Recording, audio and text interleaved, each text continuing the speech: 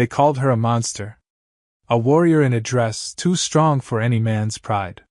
For 18 years, she was the kingdom's greatest shame, shunned and rejected by all. But they made one fatal mistake. They never stopped to wonder what a woman with that much power would do once she was done crying, and decided to rule instead. Why it works, it frames her strength as a source of shame, which is emotionally gripping. The phrase, fatal mistake, creates immense suspense. The final line is the hook. It reframes her story from one of sadness to one of immense power, and leaves the audience wondering how she seizes control. Princess Zara stood at the grand palace window watching another suitor ride away in disgust. But when the humble blacksmith Kofi arrived at the gates 3 years later, the entire kingdom froze. The princess they called the Beast now wore a golden crown as queen, and the men who rejected her were begging at her feet. Princess Zara was born different. While other royal babies came out crying softly, she came out with a roar that shook the palace walls. Her father, King Adeyemi, held her up and smiled. His wife, Queen Amina, looked worried. The baby's arms were thick. Her legs were strong. Even as an infant, she looked powerful. By age 5, Zara could lift stones that grown men struggled with. By age 10, she was taller than most adults. Her shoulders were broad. Her arms had muscles that rippled when she moved. The palace tailors had to sew special clothes for her. Regular princess gowns would tear within hours. The kingdom of Alade whispered. Some said she was blessed by the gods. Others said she was cursed. But King Adeyemi loved his daughter deeply. He didn't care what people said. He trained her in combat, in strategy, in everything a future ruler needed. Queen Amina worried more each day. When Zara turned 16, the problems became clearer. Young princes from neighboring kingdoms came to seek her hand in marriage. They arrived with gifts, with promises, with smiles on their faces. But when they saw Princess Zara, their smiles disappeared. One prince from the east came with 20 horses. He was tall and proud. The moment he saw Zara, his mouth fell open. She was taller than him. Her arms were bigger than his. He made an excuse and left before sunset. Another prince came from the west.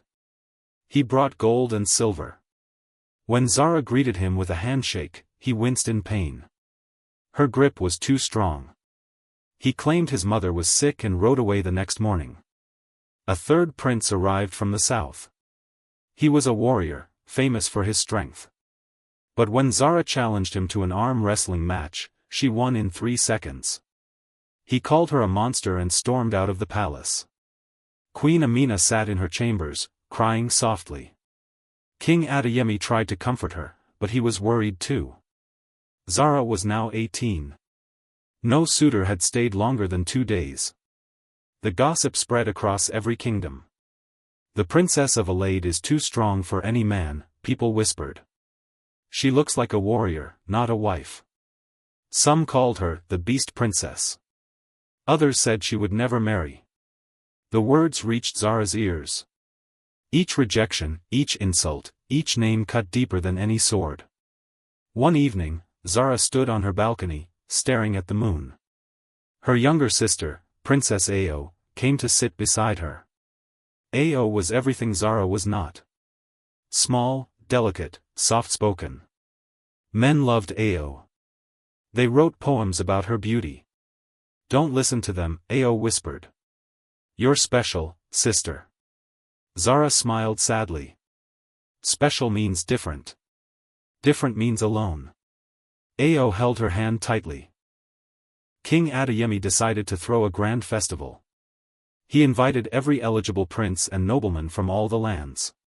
Perhaps in a crowd, someone would see past Zara's appearance. Perhaps someone would see her heart, her intelligence, her kindness. The festival lasted 3 days. Music filled the palace. Dancers performed. Food covered every table. Men came from far and wide. But when they saw Princess Zara, they turned to Princess Ao instead. They ignored Zara completely. On the second night, a duke approached Zara. He was older, maybe 40. His breath smelled like wine. "I'll marry you," he said with a crooked smile. "For the right price. Your father's gold would make up for your appearance." Zara's heart burned with anger. She grabbed his collar and lifted him off the ground with one hand. "Get out," she said quietly. He scrambled away, terrified. The hall went silent. Everyone stared. Some looked shocked. Others looked disgusted. That night, Zara made a decision. She couldn't stay in the palace anymore. Every day was a reminder of what she wasn't. Beautiful. Delicate. Wanted. She packed a small bag, wrote a letter to her parents, and left before sunrise. Queen Amina found the letter at dawn. It read, "Dear Mother and Father, I love you both, but I cannot live as your burden anymore. I will find my own path. Please forgive me. Your daughter, Zara." The queen collapsed. King Adeyemi sent soldiers to search for her, but Zara knew the forest better than anyone. She had trained there for years. She moved like a shadow, leaving no trace. For 3 days, they searched. They found nothing. Zara traveled east, toward the mountains. She avoided towns and villages. When she got hungry, she hunted. When she got tired, she slept under trees. She didn't know where she was going. She just knew she couldn't go back. After 2 weeks of travel, Zara reached a small village called Bellu. It sat at the foot of a mountain, far from any major kingdom. The people were farmers and craftsmen.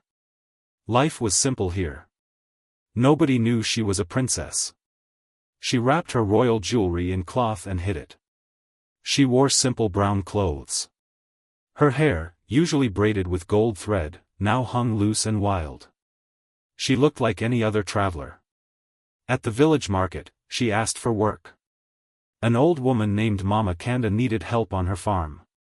"Can you lift heavy things?" the woman asked. Zara almost laughed. "Yes, I can." Mama Kanda hired her immediately. The work was hard but honest. Zara carried water, plowed fields, and moved stones. The other workers stared at her strength but said nothing. She kept to herself. At night, she slept in a small hut behind Mama Kanda's house. Weeks turned into months. Zara grew stronger from the farm work. Her muscles, already impressive, became even more defined. But something else changed too. The weight in her heart became lighter. Nobody here cared about her appearance. Nobody whispered behind her back. One afternoon, while carrying firewood, she heard a sound. Metal striking metal. She followed the noise to a small workshop at the edge of the village. Inside, a young man was working at a forge. His back was to her, but she could see the focus in his movements. He was making a sword. Each strike was precise, controlled. Sweat ran down his dark skin. His arms were strong but not massive. He looked about her age, maybe 20. She watched for a few minutes, fascinated. Suddenly, he turned around. Their eyes met. He didn't gasp. He didn't step back. He simply nodded. "Can I help you?" His voice was calm, respectful. "I was just watching," Zara said quickly. "I've never seen sword making before." The young man smiled. "Would you like to learn?" She hesitated. "I'm just a farm worker. I don't have money to pay for lessons." He laughed softly. "I don't need money. I need someone strong to help me. These hammers are heavy. If you can lift them, you can work here. I'll teach you the craft." Zara couldn't believe it. Someone was offering to teach her something valuable. Not because she was a princess. Not because of her father's wealth. Just because she was strong. "What's your name?" she asked. "Kofi," he said. "And yours?" She paused for just a second. "Zara." From that day, Zara worked on the farm in the mornings and at the forge in the afternoons. Kofi was patient. He showed her how to heat metal, how to shape it, how to cool it properly. She learned quickly. Kofi never asked about her past. He never commented on her size or strength except to praise her work. "You have good hands," he would say.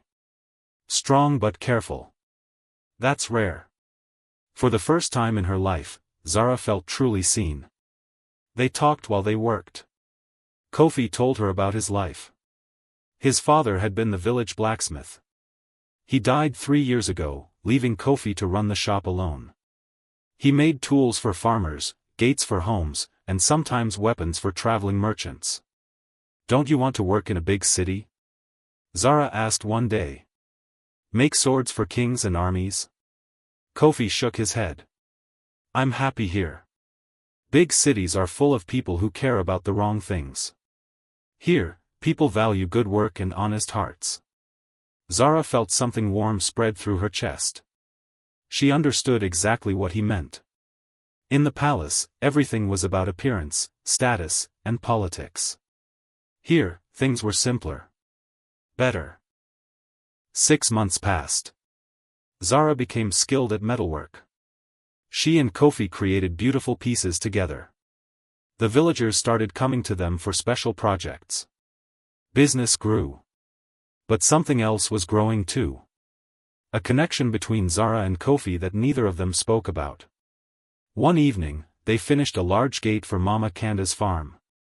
They sat outside the forge, watching the sunset. Kofi turned to her. "You're different from other people I've met," he said quietly. "You work harder. You never complain.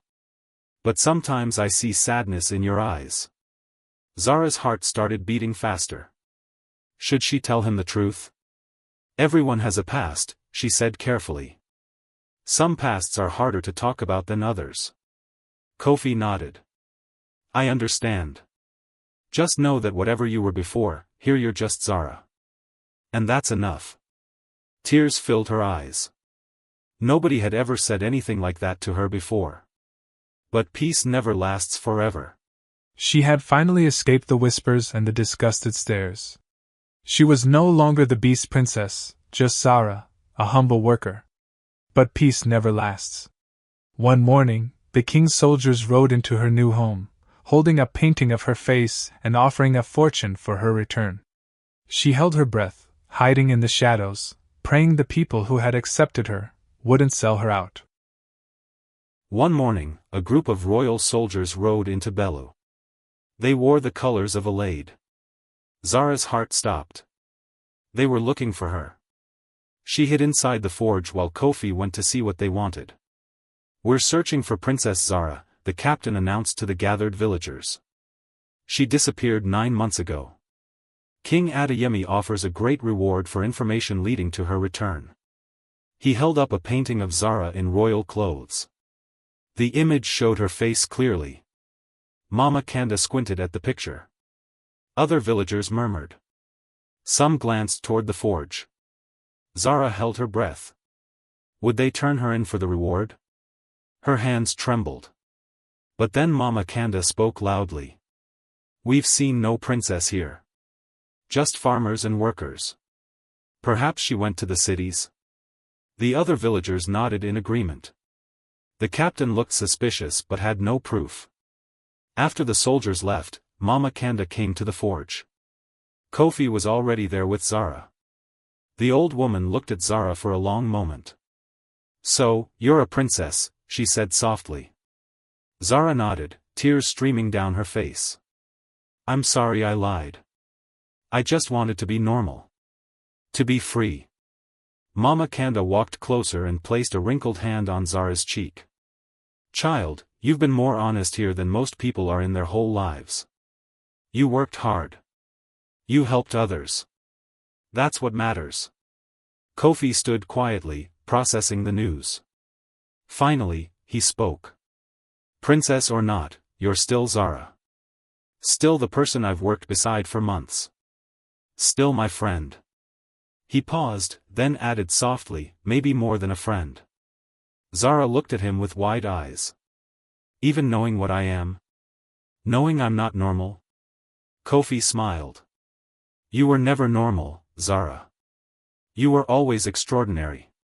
I just didn't know you were also royal. That night, Zara told Kofi everything. About the rejections, the insults, the loneliness. About feeling like a disappointment to her parents. About running away because she couldn't bear the shame anymore. Kofi listened without interrupting. When she finished, he took her hand. Those princes were fools. They wanted a decoration, not a partner. They wanted someone weak they could control. You threatened them because you were stronger, smarter, and braver than they could ever be. His words touched something deep inside her. For the first time, Zara saw her strength not as a curse but as a gift. She had spent years trying to be smaller, quieter, less. But here, with Kofi, she could be herself completely. I think I love you, Kofi said simply. I've loved you since the day you first swung that hammer. Not because you're a princess. Because you're you. Zara kissed him. It was her first real kiss. Not a formal greeting from a suitor who looked disgusted. This was real. Warm. Full of promise. When they pulled apart, both of them were smiling. But reality crashed back quickly. I can't stay hidden forever, Zara said. My parents must be worried sick. The kingdom needs to know I'm alive. But if I go back, everything returns to how it was. The stares. The rejections. The loneliness. Kofi squeezed her hand. Then we change how it was. We go back together. Not as a princess returning in shame, but as a woman who found her strength and her love. Let them see the real you. The idea terrified and excited her. Return to the palace not as the rejected princess, but as Zara who had survived, who had built a life, who had found love. Could she do it? They spent a week preparing. Mama Kanda helped them plan. You need to return with power, the old woman said. Show them what you've become, not what you ran from. She gave Zara a special gift, a set of armor Kofi had secretly been making for months. It was beautiful. Crafted from the finest steel, it fit Zara's powerful frame perfectly. The chest plate had a lion engraved on it. The shoulder guards were strong but elegant. When Zara put it on, she looked like a warrior queen from ancient legends. Kofi made matching pieces for himself. Not as elaborate, but strong and well crafted. If we're doing this, we're doing it together, he said. I'm not letting you face them alone. Zara felt her love for him grow even stronger. Word spread through Belu about their plan. The villagers gathered to see them off. Many brought small gifts, food for the journey, good luck charms, blessings. These simple people had accepted her without question. They had become her real family. The journey back to Alade took 5 days. With each mile, Zara's confidence grew. She wasn't the scared girl who ran away. She was a woman who had found herself. She rode a strong horse Mama Kanda had given her. Kofi rode beside her. They looked like warriors, not beggars. As they approached the palace, people stopped and stared. Who were these powerful figures riding through the streets? Guards at the palace gate moved to block them. State your business, one demanded. Zara removed her helmet. Her hair fell loose around her shoulders. I am Princess Zara, daughter of King Adeyemi. I have returned home. The guards gasped. One ran inside to alert the king. Within minutes, the palace courtyard filled with people. King Adeyemi and Queen Amina rushed out. When they saw their daughter, both of them froze. She looked different. Stronger. More confident. And she wore armor like a warrior, not a dress like a princess. Queen Amina ran forward, tears streaming down her face. My daughter. My baby. She embraced Zara tightly. King Adeyemi joined them, his eyes wet. We thought we'd lost you forever, he whispered. We searched everywhere. I'm sorry I left, Zara said. I was running from pain. But I found something better. I found myself. She stepped back and gestured to Kofi. And I found love. Father, mother, this is Kofi. He's a blacksmith from Belu. He's kind, honest, and strong. He sees me for who I am. The crowd murmured. A blacksmith? For a princess? Some nobles looked scandalized. But King Adeyemi studied Kofi carefully. He saw the way the young man stood, confident but respectful. He saw the quality of his armor. Most importantly, he saw how Kofi looked at Zara. With pure love. "Welcome, Kofi," the king said formally. The queen smiled through her tears. That evening, a feast was held. The great hall filled with nobles, advisors, and foreign dignitaries. News of Princess Zara's return had spread quickly. Some of the princes who had rejected her were even there, curiosity drawing them back. Zara entered wearing her armor, not a gown. Kofi walked beside her, his hand in hers. The room went completely silent. She looked magnificent. Powerful. Like a goddess of war. This was not the awkward girl they remembered. This was a queen. Prince Alyamide from the east, who had left after one day, stood up. "Princess Zara, you look different." Zara smiled coldly. "I am different. I'm no longer waiting for approval from men who can't handle a strong woman." Another prince, Chidi from the west, stepped forward. "I made a mistake rejecting you. Perhaps we could reconsider," Zara cut him off. "No. You rejected me when I needed acceptance. Now I reject you when you want my status." King Adeyemi stood and raised his hand for silence. "My daughter has returned to us transformed. She left as a girl burdened by expectations. She returns as a woman who knows her worth. And she brings with her a man who loves her truly." He turned to Zara. "You are my heir. One day you will rule Alade. But I want you to be happy first.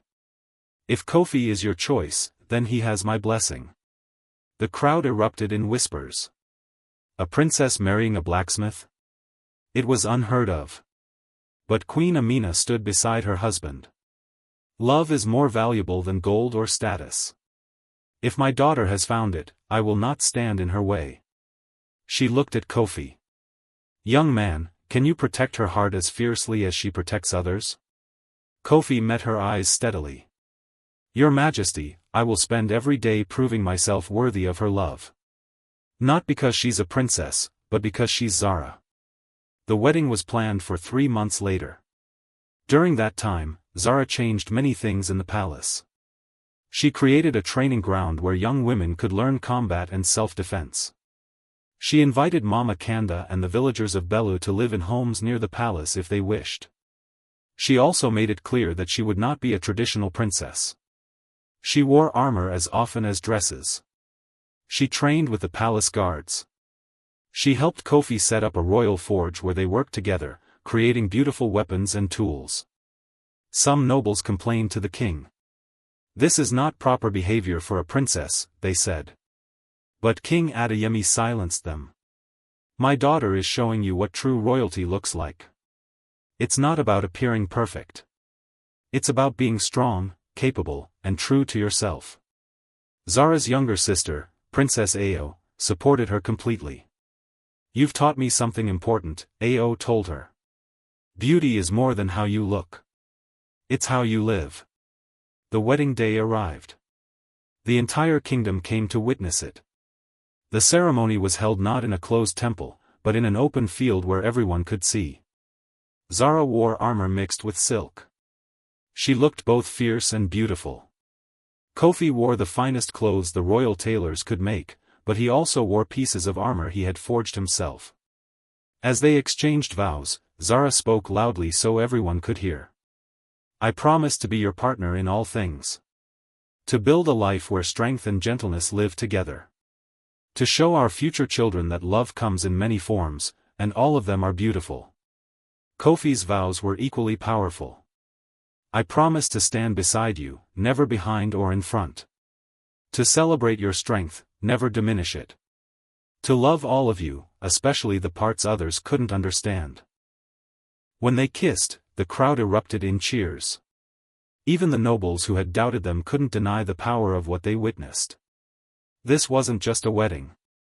It was a revolution.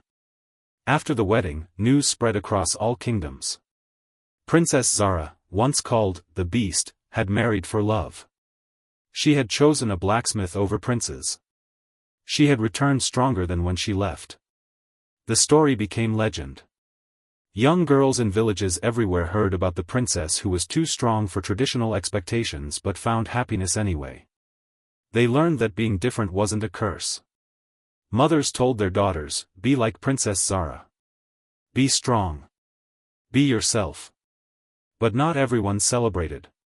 Some neighboring kingdoms saw Zara's transformation as a threat. A warrior princess who didn't follow rules? Who chose her own path? This challenged their entire system. King Musa from the northern kingdom was particularly angry. He had 3 sons, and all of them had rejected Zara. Now they looked like fools. "She must be brought down," he told his advisors. "She makes our traditions look weak." 6 months after the wedding, King Musa sent a challenge to Alaid. He claimed that Zara's marriage to a commoner was invalid. He demanded she marry one of his sons to restore proper order. If King Adeyemi refused, it would be considered an insult worthy of war. The story of Queen Zara is a testament to the power of the human spirit. If her journey from outcast to legend moved you, then honor her legacy, smash that like button, and subscribe to our channel for more stories of those who dared to defy expectations.